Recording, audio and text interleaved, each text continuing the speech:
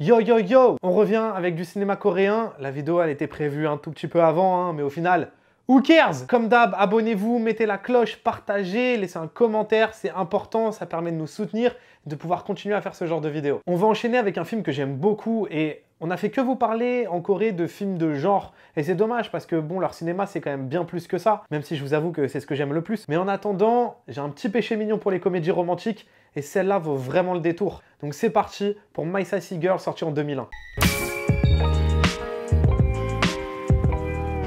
C'est l'histoire de Kyun-woo, un étudiant à l'avenir incertain qui rencontre une fille sur le quai d'un métro complètement bourré. Il va finir par se retrouver dans un enchaînement de situations où elle le met dans la merde et un étrange lien va se créer entre ces deux personnages. Et je vais pas vous faire une grande aparté sur le réalisateur... C'est pas grave, t'inquiète. Je vais pas vous faire une grande aparté sur le réalisateur parce que déjà, c'est pas Claude Berry, le gars. Et au-delà de ça, je vais pas vous mentir, j'ai vu aucun autre de ses films à part My Sassy Girl. Mais quand on regarde sa filmo, c'est quelqu'un qui a créé toute sa carrière autour de films de romance plus sérieux, plus comiques, ou même avec de l'action dedans, mais toujours de la romance. Donc si on vous parle de ce film, c'est parce que j'adore ce film, vraiment. Mais au-delà de ça, c'est aussi parce qu'il est important en Corée. Il fait partie, encore aujourd'hui, de l'un des films les plus vus en Corée. Il est dans le top 14 du box-office coréen. Et il a aussi eu un rayonnement plutôt important en Asie. Mais pourquoi? Je vais commencer par le plus évident, ses acteurs. Ils sont incroyables dans le film. Que ce soit le personnage principal passif qui se fait bolos par la vie et par la fille, joué par Cha Tae-yeon, mais surtout le personnage féminin, qui n'a pas de nom dans le film d'ailleurs, joué par Jun Ji-hyun. Elle crève l'écran, elle fait totalement vivre le film. Justement, le personnage principal est si passif que c'est elle qui donne toute l'énergie, tout l'enthousiasme de ce film. Et ça va m'amener directement vers ce que j'aime le plus, le scénario. Oui, encore, il est tellement bien écrit, tellement bien rythmé. Toute la première heure est folle. Quand on écrit une comédie romantique comme celle-là, toute l'importance est sur les situations, les blagues, leurs chutes et les rebondissements. Et putain, dans celui-là, ça s'arrête jamais. C'est rebondissement sur rebondissement. Mais attention, c'est pas des rebondissements ballots qu'on voit arriver à des kilomètres. Il joue même avec les codes et les attentes de spectateurs. Regardez cette scène au début du film. Lors de leur première rencontre, comment le comique est découpé. Elle est bourrée, elle est pas bien, elle va presque vomir. Et non, elle vomit pas. Mais qu'est-ce qu'elle fait? Elle avale, da fuck. Mais au-delà de ça, la chute pour nous, elle est là en fait, c'est bon. En fait, non. Juste après, elle vomit vraiment. Il crée un véritable ascenseur émotionnel en fait. Oh non, non, puis oh c'est dégueulasse, puis oh non, elle l'a vraiment fait en fait. Et c'est tout le temps comme ça. Il y a des rebondissements dans les rebondissements. Et je voulais vous raconter une autre scène, mais en fait à l'écriture je me suis arrêté, je me suis dit franchement ce serait vraiment dommage de vous raconter tous les rebondissements du film. Donc je vous laisse découvrir le reste. Ce qui est hyper intéressant aussi, c'est qu'au final le personnage principal, le mec dont on connaît le nom, c'est pas du tout lui qui possède une réelle évolution psychologique. Toute la quête initiatique est parcourue par la fille, dont on connaît même pas le nom. Le mec reste un bouffon tout le film, il évolue jamais, mais pas la meuf. Et c'est là toute la force et l'intérêt de My Sassy Girl, c'est qu'on voit vraiment cette évolution du point de vue de Kyun-woo. Je vous ai déjà dit qu'écrire un personnage passif c'est déconseillé et très compliqué, mais là son inactivité a un total intérêt, laisser briller la fille.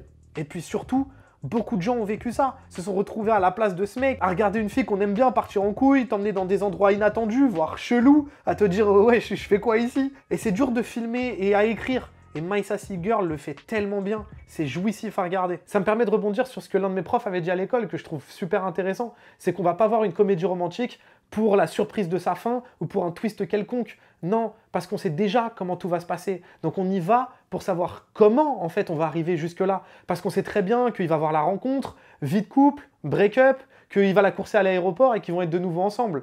Donc ce qui est intéressant, c'est comment ils vont arriver jusque-là. Mais My Sassy Girl joue avec ses codes et les détourne notamment aussi avec la culture coréenne, tout simplement. Parce que les relations, les rencontres, etc.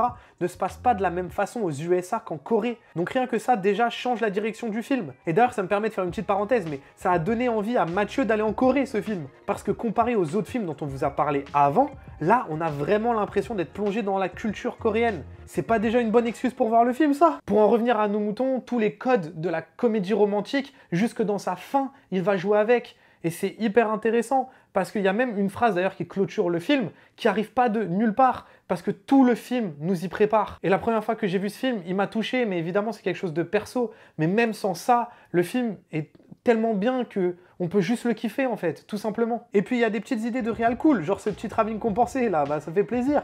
Et décidément, en 4 vidéos, ça fait 3 fois qu'on vous parle de travelling compensé. Hein. C'est pas en plus comme si on avait dans tous les films. Hein. Et celui-là, il est au début. Juste au moment de leur rencontre, ils sortent du métro. Je dirais que c'est sûrement ce moment où sa vie et le monde qu'il connaissait ne sera plus jamais pareil au moment où il a décidé d'aider la fille. Après, je vous dis pas qu'il est parfait. Hein. Il y a des trucs de drama coréen que j'aime pas du tout. Genre là, cet effet. C'est quoi ça? On dirait ils ont découvert la manip le jour même.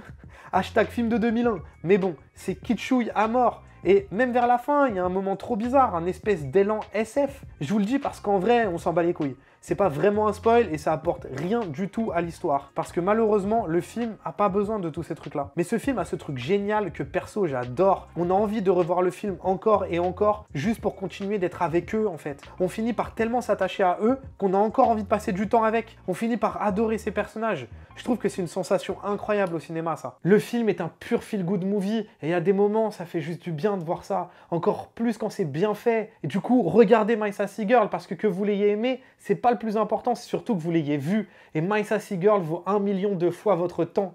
Et oui, je vous avais dit que j'adorais les comédies romantiques. N'hésitez pas à partager votre avis dans la barre des commentaires, parce que c'est toujours intéressant. Cela dit, nous, on se retrouve la semaine prochaine avec de la violence, de la brutalité et du jugement dans Dredd. Banks!